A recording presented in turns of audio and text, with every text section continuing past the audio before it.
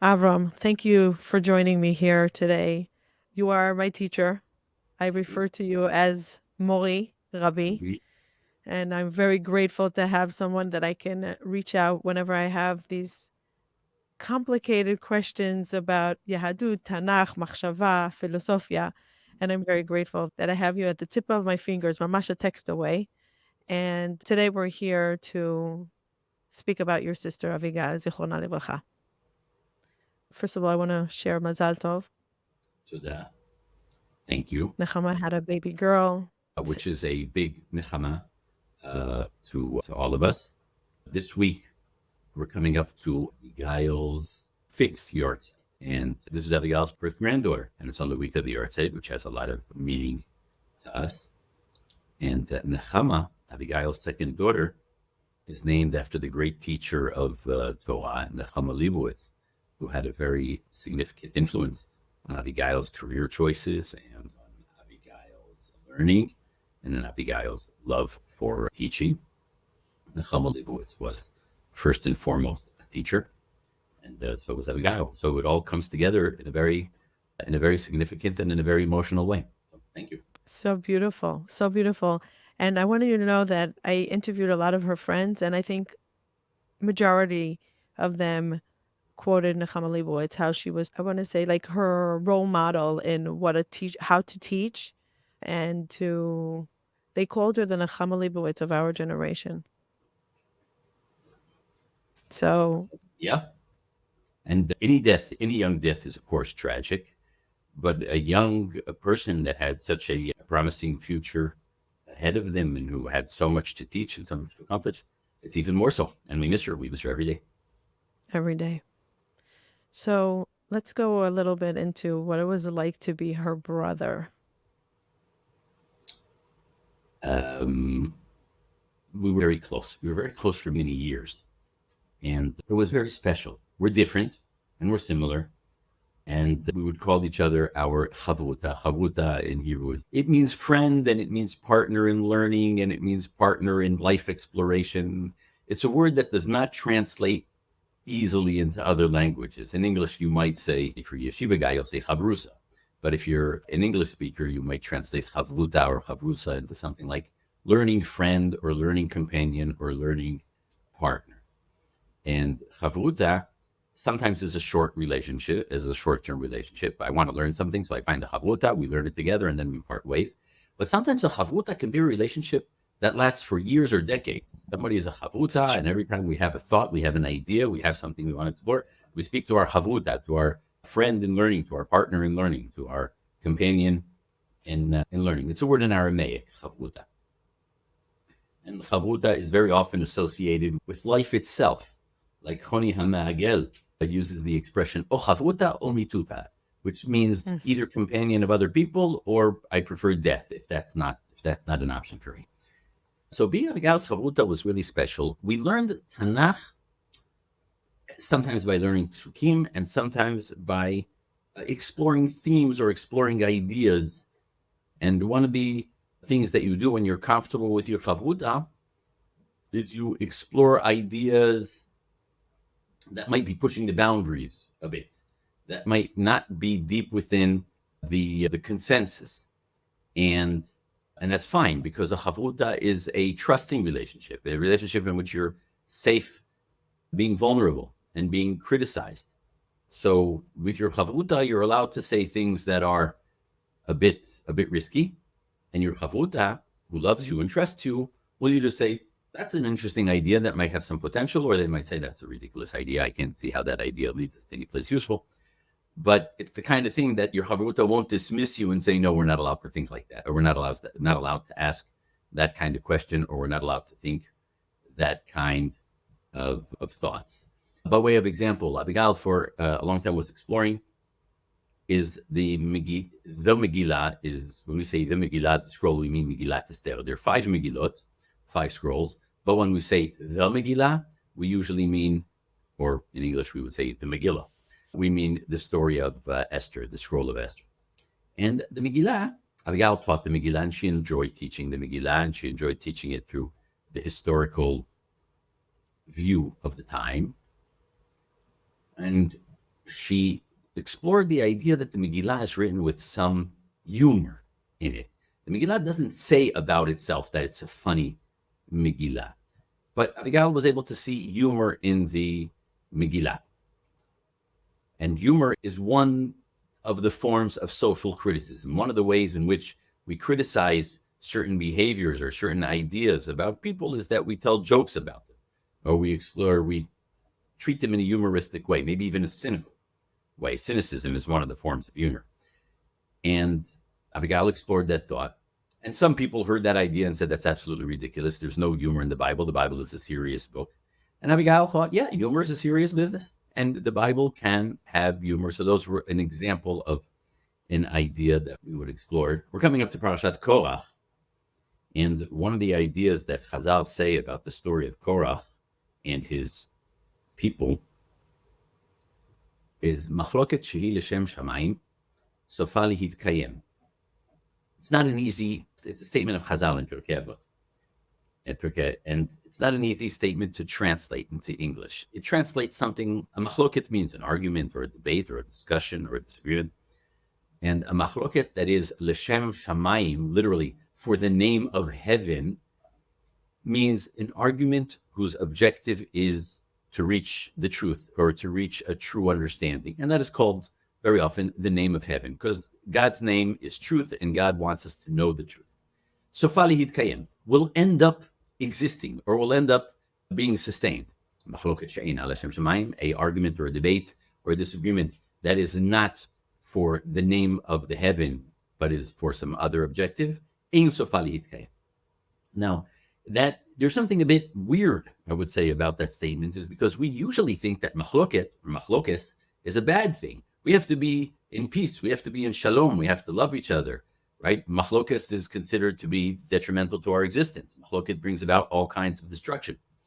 And yet, Chazal say that the good machloket, the machloket that's for heaven's sake, sofa lihitkayem, will last. And machloket she'eina l'shem shamayim, machloket that is not for the purpose of seeking truth, ein sofa lihitkayem. Do we want the machloket to exist or do we not want it to exist?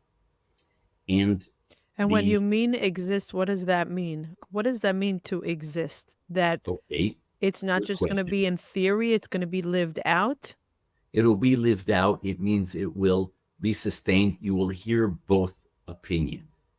So by what the Chazal bring the example of the machloket Bet Shemesh and Bet Hillel as the machloket she'sofa lihitkayem, and the machloket she'ein sofa lihitkayem is Korach ve'adato or Korach ve'Moshe.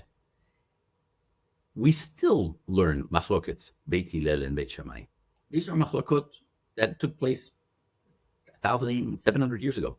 And we still learn that. We still learn the machloket. It's a machloket that is kayam. It is a machloket that is still taking place. I know how to argue, and anybody in the Beit Midrash knows how to argue Bet Shemesh's position, and anybody in the Beit Midrash knows how to argue Bet Hillel's position. For practical reasons, we often adopt the halacha ke Bet Hillel, but when we learn reasons and we're truth-seeking, we try to understand machloket both sides. For instance, there's a machloket Beit Shammai and Beit Hillel. How do you praise a kala to her husband at the wedding? How are you supposed to praise a kala to her husband at the wedding? Beit Hillel say, you're supposed to say, kala na'ah b'chasuda, a beautiful and kind kala. Beit Shammai says, kala kemot shehi, you're not allowed to praise her in something that she doesn't have. You have to say the truth. You can't say that the kala is nice if she's not nice. And if she limps, or if she has some ugly scar, you're still going to go about and say kala na'ah b'chasuda. That's a machloket. It's an important machloket. We are noheg like Beit Hillel. We say and we sing and we tell the chatan, you have a beautiful kala. We always tell the chatan, you have a beautiful kala. And we sing the song, kala na'ah b'chasuda. And they both have the same pasuk. The pasuk that they both study is ha'emet ve'hashalom ahavu, and which takes priority. Now, who is right? Both are right. You are mishabeach the kala by saying she is na'ah v'chasuda. And you are mishabeach the kala kemot shehi. And how do you keep both true? Every kala is na'ah v'chasuda. And if she has an ugly scar, she is still na'ah b'chasuda. Otherwise, he probably wouldn't be marrying her. And if she has some other quality that she still needs some work on, she's still kala na'ah b'chasuda. And Beit Hillel are right, v'halacha Beit Hillel. But Beit Shammai say, don't just disregard words and don't say words without any regard to their meaning. If you're going to say kala na'ah b'chasuda, then think about it. Don't just make up words and say words of no significance. Think about it. Say words that mean something. Think about what you mean when you say kala na'ah b'chasuda, because pointless words really are not going to make our chatan feel very happy. If you want to make a chatan feel good about his choice in romantic partnership or his choice in marriage, and you just say kala na'ah b'chasuda because everybody says that, then that's not a very useful thing to say.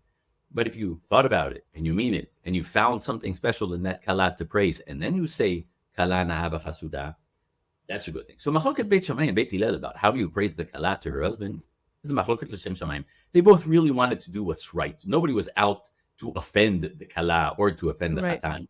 They're there because they want to bring shalom bayit, and one of the ways of bringing about shalom bayit is praising chatanim and kalot to each other. It's important. And that machloket lives on. And every time we praise anybody for something that they're not fully perfect in, we think about that. We say, what's more important, to make somebody feel good or to tell the truth? And we try to always figure out the balance, and we think a little about Beit Hillel, think a little about Beit Shammai, and that's a machloket shesofa lihit kayem. So that's Parashat Korach. And so as chavruta with Avigail, back to our subject, yeah, chavrutot argue. That's what you're supposed to do. Chavrutot do not always agree with each other. Yes, you're right, and you're right, and you're right. Chavrutot could argue, and they could argue for decades. They could argue for decades, but it's a machloket l'shem shamayim. And it's a machloket that goes on and on. And any married couple or any partners in academic research or any partners in yeshiva know the feeling that you sometimes have very long and maybe even emotional and passionate arguments, but they're still l'shem shamayim, and you enjoy having them. And that's a wonderful thing. And it's one of the things that Abigail taught her kids, and we should probably teach all our kids, teach everybody, teach ourselves. You don't achieve emet by being a yes man and by agreeing with whatever else you're told. You don't achieve emet by being contrarian and by disagreeing with whatever you're told. You're just a stubborn teenager if you do that. You achieve truth by listening, thinking it over, and thinking what you agree with and what you don't agree with, and being willing to change your mind when it's appropriate, and being willing to stick to your opinion when it's the right thing to do. And that's how you achieve emet. So that's a few thoughts about Abigail, and about chavruta, and about learning together, and about Parashat Korach. And she was somebody that was really a ish emet. Like she saw the Torah as a path to that. And she wasn't afraid to do the research and the me-search and to hear others. What I'm hearing from people that are sharing what it was like to learn with her was all about her love of analyzing and living what she learned and coming with curiosity of what others feel about what they're learned. And that is a thing that appears a lot in, like you said, Matana, the students that speak about Abigail. Abigail had a gift for making the Torah, in some sense, become alive. People use that word, alive. They use it consistently. And when we say alive, maybe it's worth specifying what we mean. The people that all are in the Torah, all the characters of the Torah, except for God himself, are all dead. Moshe is dead, Yosef is dead, Ahasuerus is dead, Esther is dead. They're all dead. And yet they're very much alive. And they're alive through the teaching. And a good, gifted teacher that is passionate about what they are teaching knows how to bring them to life and knows how to make them be very real. And Abigail would use dramatic means and rhetorical means and pedagogical means. And she was very passionate. She was always thinking when preparing a class, not what's the right thing or the right shot or the right midrash, but how do I make it alive? How do I make it real? How do I pick a catchy title? How do I pick a catchy story, a catchy phrase? So that's part of that. How to bring it, also how to incorporate into our day-to-day today. Like, she was less concerned about day-to-day. She was more concerned about teaching. There were certain day-to-day aspects that she did bring, of course. All Tanakh teachers do that. All Torah teachers do that. But Avigail was very focused on understanding the psukim, understanding the story, understanding what did it mean. Some teachers, in my opinion, in my very humble opinion, the less successful teachers will first know the lesson they want to teach. Today, I want to teach how important it is to be humble. And then you take the story and you somehow tailor the story so that it teaches you that it's important to be humble, or important to respect your parents, or important to be very firm, or important to do what it is that you have to do. There are teachers that do it. Some of them do it better than others. Abigail didn't believe in teaching that way. You teach the story for what it is. The story is what the story is. You don't force the story to create a lesson that's not there. And you do it in as live a way as you can so that you could learn from it whatever you can. I think what I was, yeah, I think what I was referring to is that to find a way to incorporate it in different chapters of our life and not see, like, I gave an example yesterday of the Akedah. When she taught the Akedah, she was literally, you saw her whole body of enthusiasm. And I could tell that part of the chapters of the Sipur she related her personal life to. It could be. I And the emotional, like when she says, the part that she cries is when Yitzchak says to Avraham about, remember mom, in one of the piyutim, remember mommy. And a part of me, I know that you shared with me Leonard Cohen's song. You were the one that introduced me to Leonard Cohen's. Yeah, about the Hineni. And she talks about the Hineni. And she also talks about the Hineni, the different Hinenis that Avram said, B'sipur Akedah. And I feel like she was incorporating like her Eved Ne'eman to Hashem, Hineni. I don't understand everything. I want to live life with authenticity with Hashem and the Torah. Hineni, even if I don't understand. So that's what I was trying to say, that like she can take the Hineni from Avram and the Hineni of her day-to-day, and yeah. I understand. And some of her students were sharing that she made it so relatable. I haven't thought about it that way, but Hineni, I'm willing to think about it that way until now. It's not something that was the first thing that comes to mind, Matana. This is a multifaceted and a multi-dimension relationship. So Yachol Lihiyot, it certainly can be. I didn't experience that way, but Abigail had a lot more Talmidim than me. And one of the things that does typify discussions about Abigail is that people really did see things in very different way. It's interesting that you brought up that she wanted to see humor in Megillat Esther, because a lot of people that I interviewed, they highlighted her humor. She was a funny person to talk to. That's what I think everybody said the same thing. It's funny that everybody said that same thing. So I'm curious to know from the Megillah, if you can share one or two insights of what she thought was funny. Because as Poupkos, we love humor. And sometimes we're very sharp, and then there's humor, and then there's sarcasm, and then there's just, oh, that's cute. So what did she see in the Megillah that was... I'll give you an example from the Megillah, and then I'll talk a bit more about humor and why it's so important. One of the psukim in the Megillah talks about how the young women, the young betulot, would prepare before coming to Hamelech Achashverosh. Shisha chodashim b'shemen hamor v'shisha chodashim b'besamim ki chen yimle'u yemei mirukeihen. 6 months in a kind of fragrance called shemen hamor, and 6 months in other types of perfumes. That means 12 months of making up. And then they would come to Hamelech Achashverosh. A year of making up is a very long time to make up, right? Most women, no matter how long they need to make up, don't take a year, literally. Shisha chodashim v'shisha chodashim. Ki chen yimle'u yemei mirukeihen. Now the term ki chen yimle'u goes back to pasuk in Bereshit. ויחנתו הרופאים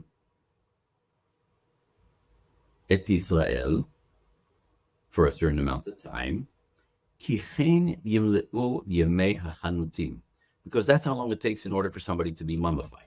The Egyptian knew the art of mummification, and in mummification you have to soak the body in all kinds of chemicals, because that's how long it takes.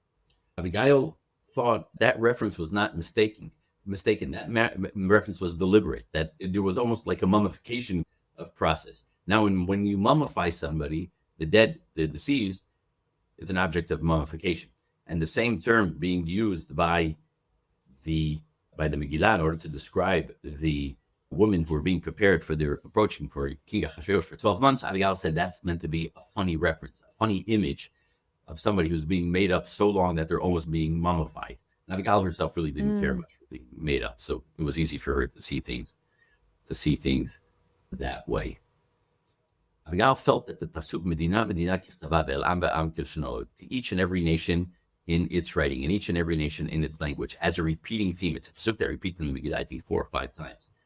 Was a way of when sometimes you have a child story and there's a funny line that repeats every so often in order to give a certain rhythm or a certain sense of cadence to the story, and it's almost like a tongue twister of sorts. So Abigail suggested that it's that way. Now, in order to be funny, people, you said the Poupkos are funny people. They certainly are.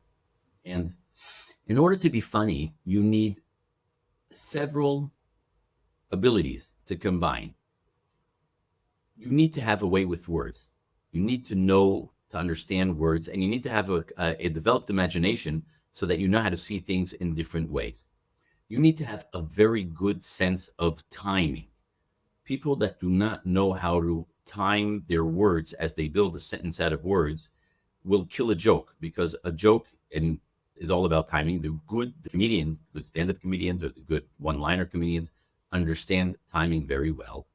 And you need a very strong social skill. You need to be nice. You need other people to like you. You need to like other people. You need to see the world through other people's eyes. A person that comes to mind in that way, who's very funny and very sociable and has a way with words and has a way with time, is my Uncle Yushel, who has all those qualities that know how to make him funny. And everybody loves Uncle Yushel. And Uncle Yushel's a serious guy.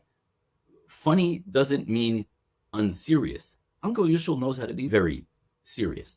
And one of his social tools is humor. That's how he makes people feel at ease. That's how he makes people be his friend, by using humor. Humor is not just a thing so that we could laugh at jokes. Humor, to my Uncle Yisrael, is a social skill. To Avigail, humor was a teaching skill. It was one of the tools in the arsenal and the toolbox of a teacher. Is her way with words, is her knowledge, is her exposure to different libraries, and in Abigail's case, her humor. Being funny is a way to make students feel at ease. It's a way to make students feel differently. It's a way to keep students' attention, because people by nature like listening to funny people. She didn't use it as a social tool the way other people do. She did a little, but she used it as an educational tool or as a teaching device. And she did it very successfully. A lot of people remember that about Abigail consistently. Her children remember that about her too, as she also used humor as a parenting device, which is different. Using humor as a parenting device and using humor as a teaching device are slightly nuanced. They're slightly different. It's not the exact same thing. Beautifully said, Avram. Beautifully said. What were some of her core values that were non-negotiable? That you knew this is something that will not fly with Abigail, and this is what she stands for. Interesting. Family. She was very loyal to the man in her life, to Yehuda, her husband, and to her children. And parents have to, especially mothers, have to prioritize children above and beyond all else. I would say that was a core value to Abigail. Teaching was a core value. Abigail taught into her very last days, even though it came at a health cost and at an emotional cost. It wasn't easy to teach, but she felt that it was important. She felt that teaching gives her life, and she thought teaching was a core value to her. There were other things that she valued. She valued learning. She valued respecting her parents. She valued being kind to others. They were all values that were very high up there. But you could only have one or two core values. That's what makes them core. Yeah, the list has to be short. I could say her Yeah. core values were parents and children and chagim and learning Torah and teaching Torah and hygiene and kindness to the neighbors and not speaking lashon hara. If everything is a core value, then nothing is a core value. No, So I agree with you 100%. I have a mentor that says, if we're lucky, we have three that we know about, but if we're smart, we know what they are. um, So because very few people actually check in with themselves to say, is this still my core value? Because core values can change with time. So what are my core values? And am I aligned to my core value? And am I set up to be able to be successful with my core values? And my core values, are they mine or are they grandfathered in from previous generations? So what to check in on that? And what you're saying is so incredible, because when I was speaking to her friends and people that knew her very well, they mentioned that her family and her Torah were her greatest achievements in life, I suspect, which yes, which is incredible, because the core if she stuck to her core values and it was her greatest achievements, those were the two things. I suspect that if you would have asked Abigail as an adult, as a teenager, maybe things were different. I don't remember. But as an adult, had you asked her, what is the value that trumps all other values? She probably would have said And family, meaning husband and kids.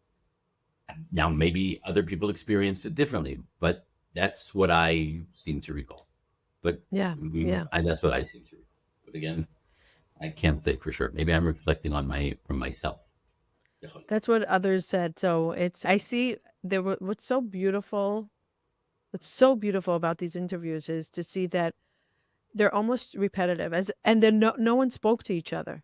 And it's as if they all had the same script, which means she was she lived what she believed every single day, because you can't mimic, you can't fake it No, to for everyone. sure. And the over years, it was just the same press and repeat of what people were saying. And it was remarkable. That shows that she was very mindful of her living and very aware of how she lived. Yes, yes, I would agree with that for sure. Avram, do you know why she decided to become a Toenet Rabbanit?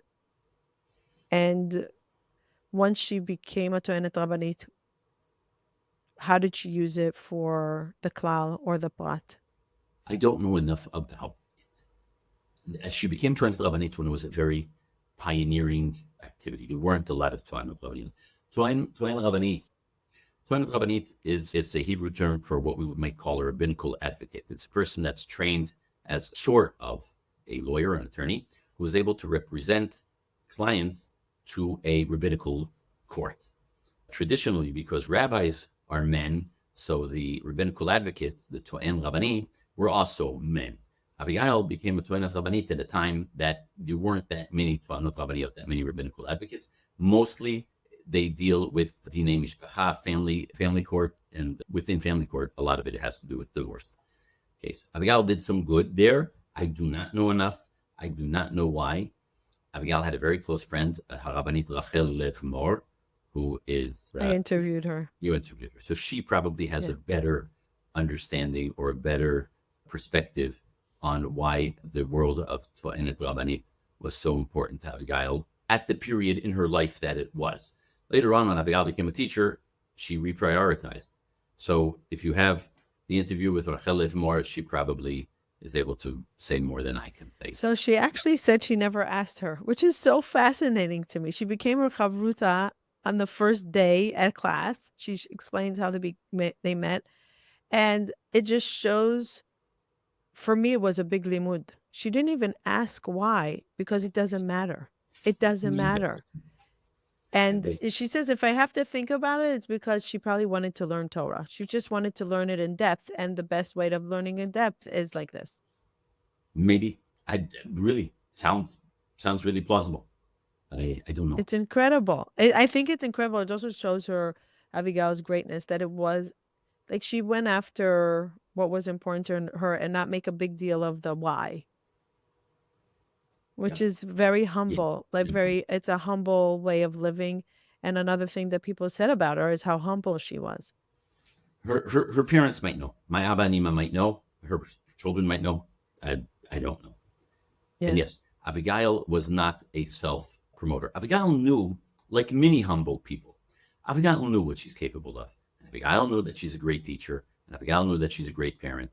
And Abigail knew of her qualities. She was not uninformed or misinformed or ill informed about her own capabilities. What made her humble is that she didn't take herself too seriously because of that. She didn't think that she deserves any kind of extra audience or credit or voice or respect because of her abilities. And that's an important in general. We're talking about humility. Because like the joke says, he was a humble person with very good reason. If he was a humble person with very good reason, then that's not humility. That's just, you know, humility means Yeah. you're aware of your accomplishments, you know what you can do and what you've done, and yet you do not demand more respect or more position than is appropriate. Who were her mentors? Who were her mentors? She had, in younger life, she had a lot of respect for Nechama Leibowitz and my Ima, the Rabbanit Dr. Avraham Poupko, and for her husband, Yehuda, Rabbi Yehuda Rock. There were people who I do not know their names, but her mentors in her PhD work were very important to her. She saw me as chavruta. We were each other's mentor. I do not take that kavod to myself. We had a lot of discussions, but not that kind of discussion. She learns from a lot of people. I don't know how to say somebody particular, but again, I think her husband had a very large role in making Abigail into who she was and what she was. My parents, of course, and in Derech Limud, my Ima had a very strong influence on her. Beautiful. So beautiful. Did she always love learning did she know she was gifted since she was young? Like 4, 5, 6 years old? She I don't knew she had recall that. Avat Torah? She liked learning. She liked learning because we had a house in which there was a lot of learning. Abba would teach us stories, and Ima would teach us stories in Divrei Torah and Chazal and Midrashim from a very young age. Teaching, I do not know when she discovered that passion. I think it became when she was an adult. I do not recall her as a child showing that ability or that passion. I do not recall. Right. So Were there any causes that you feel like when Tzorech HaKlal that she was very passionate about, that she wanted to be an advocate for or teach more about because she thought it was important to create a better world or a better way of living? she became active in Heskemei Kedam Nisuin, the prenuptial agreements, when that was not a very popular thing, and she encouraged people to sign. And that was in her capacity as a public influencer and as a teacher and as a Toenet Rabbanit. She encouraged very much that people, especially young couples, should sign a prenuptial marriage agreement. Heskem Kedam Nisuin. She really believed in it. She was aware of the suffering, and she felt that the suffering is avoidable. Later on, she had encouraged women to go get screened and tested early in the appropriate years to get screened and tested for breast cancer, and she might have saved a life or two by pushing people to be tested early and to be tested frequently. She spoke about that. She spoke about women learning, but not as a feminist flag. She just felt it's important that everybody learn. And since women are everybody, then women should also learn. So she had the position, the dagesh of limut Torah lekulam. Kulam means kulam, including women. She didn't wave the feminist flag of let's make a woman revolution. That was not her thing. She had friends and colleagues that did, and she understood the movement. She had respect for it, but I don't think that she herself saw herself as part of that. What do you miss most about her? What do I miss most about her? That's a hard one.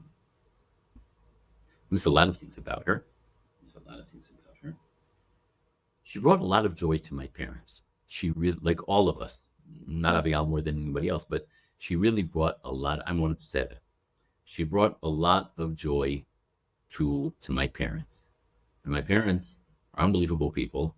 It took them a while, but they were able to find nechama, comfort, and optimism and happiness with the health of the other children and grandchildren and sons-in-law and daughters-in-law and there's now, my parents already have grandchildren that are getting married and setting up homes. And like we said, there was another great grandchild born to Nechama and Asher.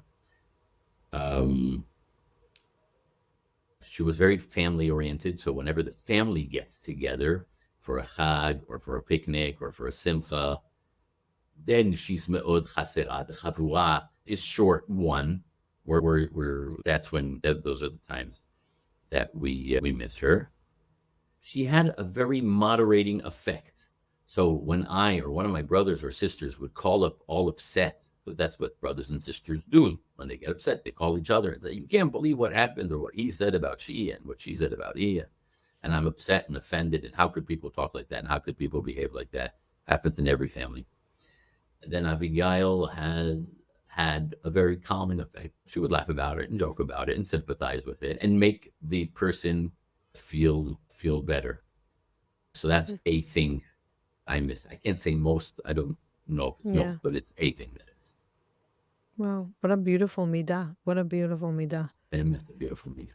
To hold space for whatever the person is going through, to empathize, and then to give them words of comfort. Mamash. Mamash mamash. Wow, miuchad, miuchad. So, Avram, how can we continue her legacy in our day-to-day life? Because she was a giant. She was a giant. That's an interesting question. Legacy is continued mainly through students and children. And her children are doing a great job. And people are telling stories about her, and students are learning her Torah. Avigail already has many students that have went on to become teachers and mothers and influencers in their community. And they don't always attribute it to Avigail. I'm saying this because Avigail taught me to think that way, or I'm this kind of parent because Avigail taught me how to think that way. But these things affect us whether or not we know it. So we're continuing Avigail's legacy by assimilating the midot and the perspectives and the learning that we heard and accepted from her into our own day-to-day lives by telling stories about her, or not telling stories about her, but remembering things that we learned that live on through our own actions and our own stories and our own memories.